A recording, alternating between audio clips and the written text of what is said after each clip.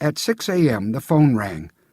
My mom knew before answering that it was going to be Dr. Lin. "Mother Smith, this is Dr. Lin. I'm sorry, but we can't release Jeffrey. We've had him in X-ray all night long trying to determine what's wrong. You had best get a hold of Father Smith and tell him he should come down here. Jeffrey's in trouble. Please come to the hospital immediately." Upon arrival, she found about a half a dozen specialists outside my hospital door waiting for her.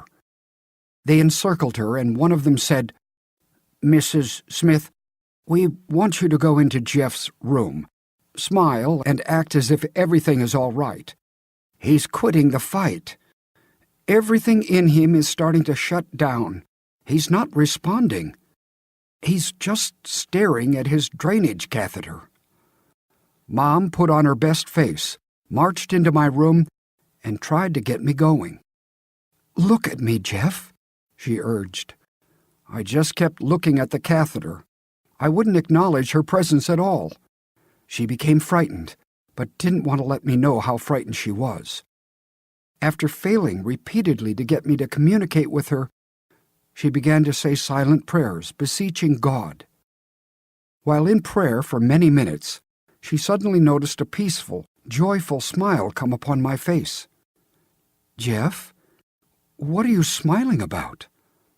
I turned my head, finally acknowledging her presence, and responded, "Mama, I just saw the most beautiful man, and he smiled at me."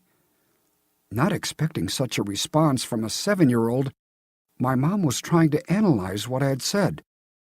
"Tell me, Jeffrey, what does he look like?" "He has a long white dress on and long hair, and a shine around him, and he smiled at me, Mama." At that very moment, my mom thought God had come to take me then and there. Her heart was pounding as her prayers continued. "Lord, don't take him." The door burst open and orderlies came through with a gurney. "We're taking him down to X-ray again. Dr. Lin wants you to stay right here. He will call you." She sat in my darkened room, terrified, and prayed. After nearly an hour, the phone rang. "Hello," she said. "We found it," Dr. Lin said. "Several adhesions have developed in the healing process. They've entangled themselves around Jeffrey's colon, kidneys, and some abdominal organs." Dr. Lin began prepping me for emergency surgery that morning. My dad arrived and joined my mom, and they accompanied me to surgery as far as the nuns would allow. When the surgical team opened me up, they discovered an advancing infection from a strangulated intestine.